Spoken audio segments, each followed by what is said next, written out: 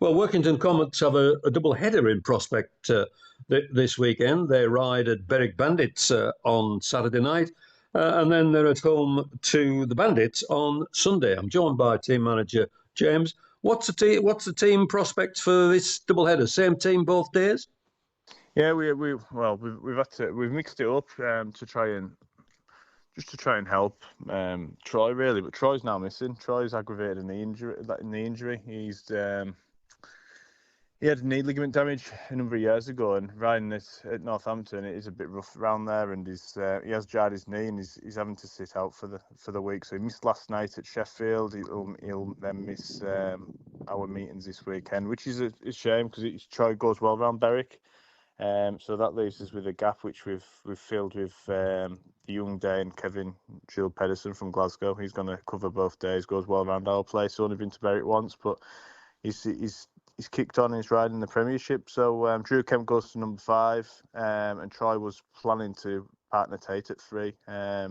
Just with him, he seems to be struggling, especially around our circuit. So we were going to try that, but obviously things have changed. But Kevin will slot in at 3. But otherwise, it's a full team.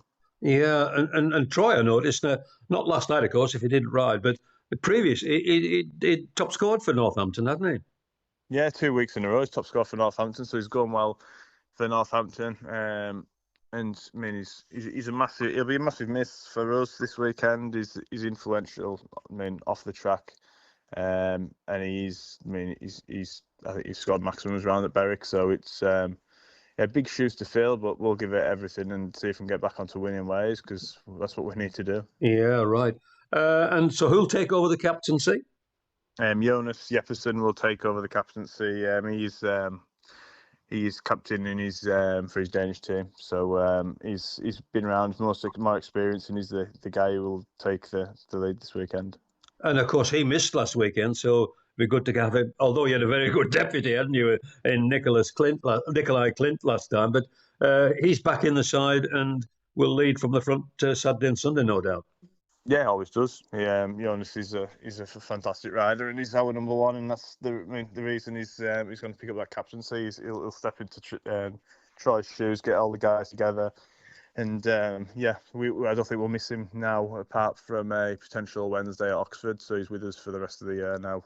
We have sorted his Polish commitments out, and he won't miss for us. We take priority, so we've managed to get that sorted. But no, we didn't miss him last week because we had Nikolai, who was fantastic as well. So Jonas is a massive part of our team. He's influential, and I'm sure he obviously rode at Berwick last year. So Andrew, so we've got 2 guys there who've previously have rode there within obviously the last 12 months. And Drew was in good form last night. He helped Leicester win the first bit of top flight silverware. Yeah, Drew's kicking on now. He's obviously racing more. Now he's signed for us to give him that track time that he didn't have previously. Obviously, he went to try and make it work in Poland. Obviously, he didn't. But we snapped him up luckily, and he's definitely. He got us the draw last weekend with his 5-1 win, Nikolai, and it was all good Nikolai going to win the race, but we needed someone to back him up, and Drew was the man for that, and he was fantastic on Monday as well, Ipswich.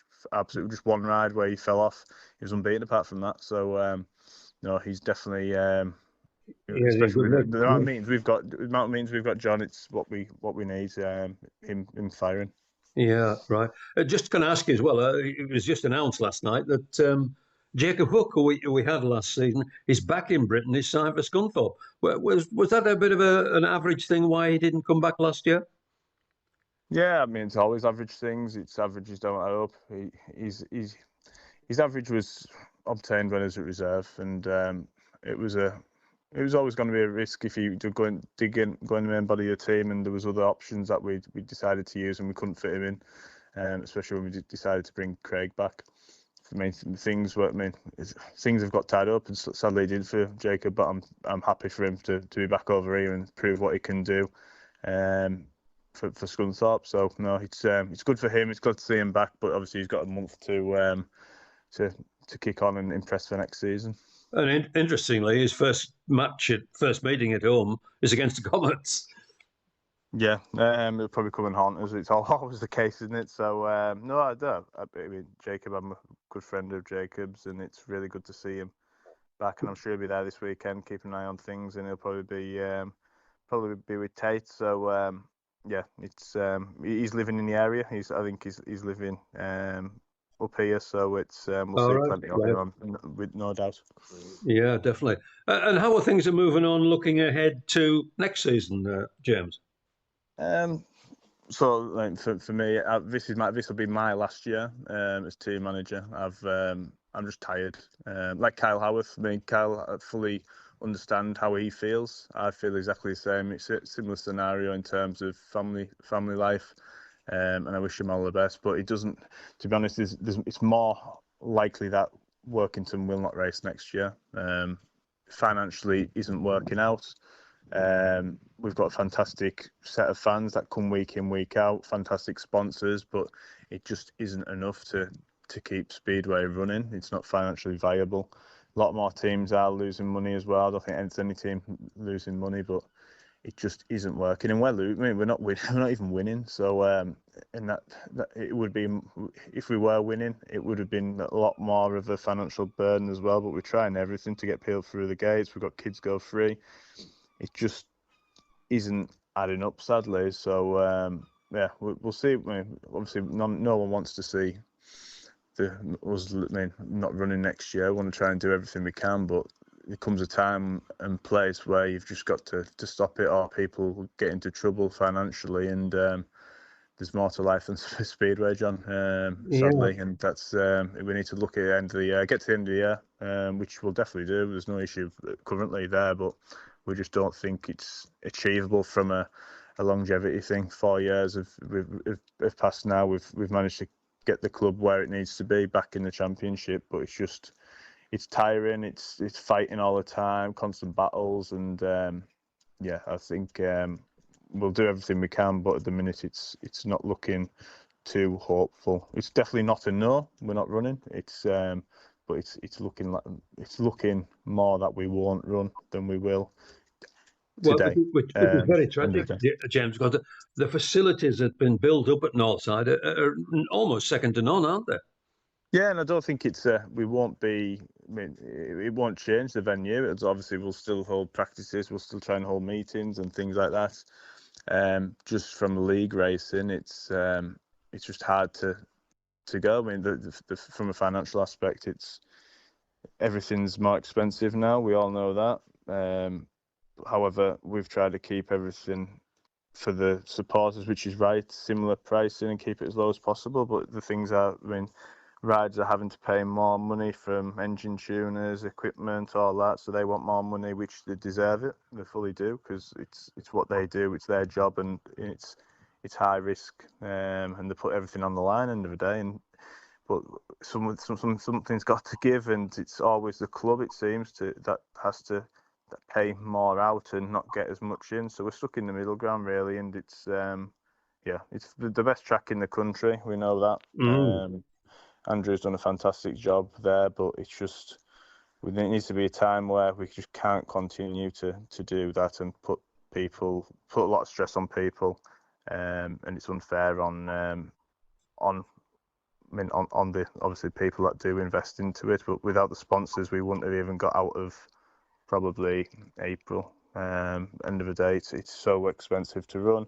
Insurance has gone up, medical bills go up. It's just everything is going up. But it's sad. But it's people's lives. It's not just running the club. It's actually genuine people trying to run it. That we haven't got multi-millionaire owners and things like that, like some clubs have.